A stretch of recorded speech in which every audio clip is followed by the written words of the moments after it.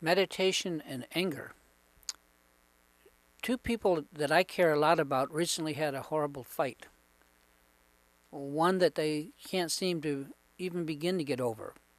What makes me sad is how we deal with a situation like this. Any situation in our past when something bad has happened to us. How do we get over it?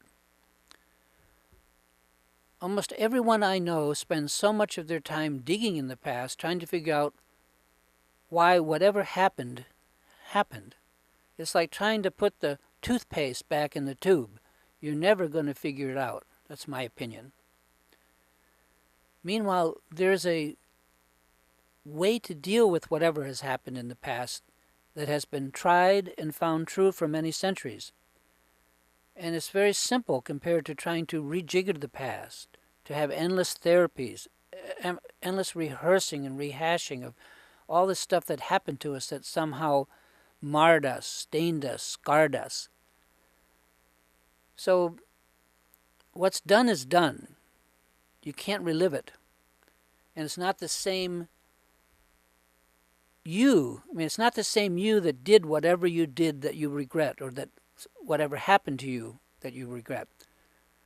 There's the wonderful song from the band Them, if anyone remembers it, as old as I am, called Don't Look Back. Van Morrison sings. Great song.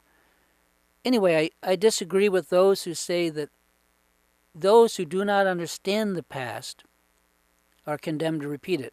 Of course, I understand their point, but there's a better way, or at least another way to handle the past than just to poke in it. And I see this often in couples when they argue and fight. And it happened to me as well, but also to many of my loved ones, my family and my extended family. And as a counselor for 50 years, I've just seen it a lot.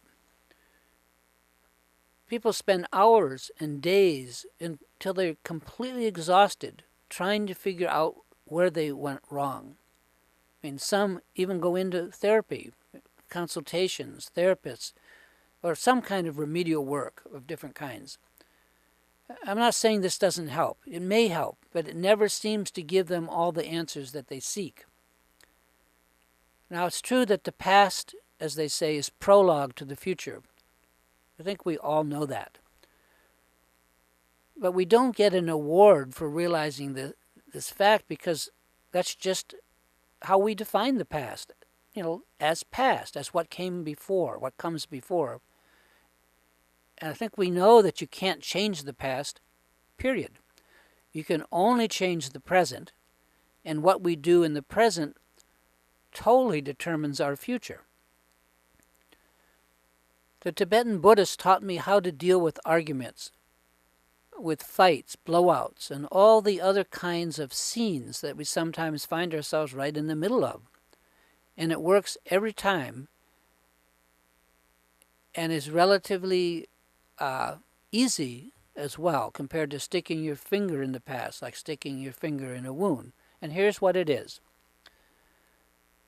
When you discover that you are off base, have made a mistake, have hurt someone you love, or gotten carried away, or whatever, the moment you realize that something like this has happened to you, you simply stop. You don't dwell further on what just happened. You don't think about it, or anguish over it, or even waste time regretting it. You just drop it and take your mind back to trying to do your best. That's, to your normal state of being peaceful and as kind as you can. You just start over. You make a new beginning. Now, if 2 minutes later you wake up and find yourself angry all over again, or bringing up the past, no matter what happened, you simply do the same thing. You stop, take your mind back to where you would like it to be, and just start over. You make a new past in the present and from the present. And you do this all day long, all night long, continually, and nothing else. In other words, as the Buddhist slogan says, don't prolong the past. You don't prolong it. Whether it was good, bad, or indifferent, you don't vilify your actions or the way you behaved, even if they were really wrong, even if you are totally to blame. You just drop it. Bring your mind back to the way it should be and start over. You do this again and again and again. This is very similar to the 12-step plan of the alcoholics in that you take it a day at a time. Only here it's a moment by moment, a moment at a time. And this actually works because by creating an ever more perfect present, by starting over, you automatically create gradually a new and better past and also a better future. Just like that. You're building a new habit, even if it takes time. And here's the kicker. This is precisely this technique I'm describing to you is precisely what is called in Tibetan and Zen Buddhism meditation. It's so sad that the word meditation is used for so many different things when it's just so simple. The most common form of meditation is called shamatha meditation, from a Sanskrit word meaning calm abiding, or abiding in the calm, literally letting the mind just rest. In that form of meditation, we do exactly what was described above. We sit, we let our mind rest on the object of the present object.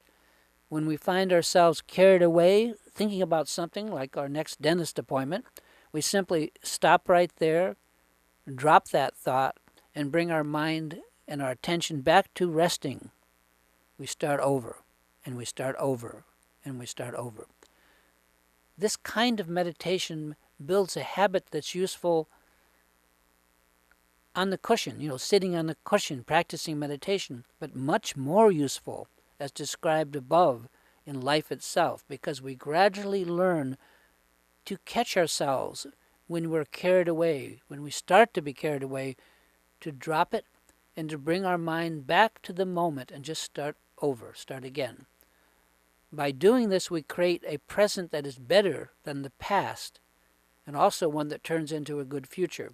So, in summary, it's far easier, in my opinion, to build a new past by making a good present than it is to endlessly fiddle with the past, trying to figure out what went wrong and where we went wrong.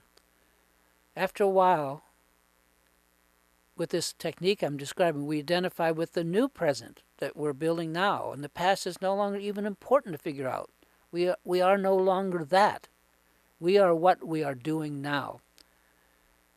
Anyway, friends, this is why people meditate, to develop this habit and to build a secure future from the present moment. Give it a try.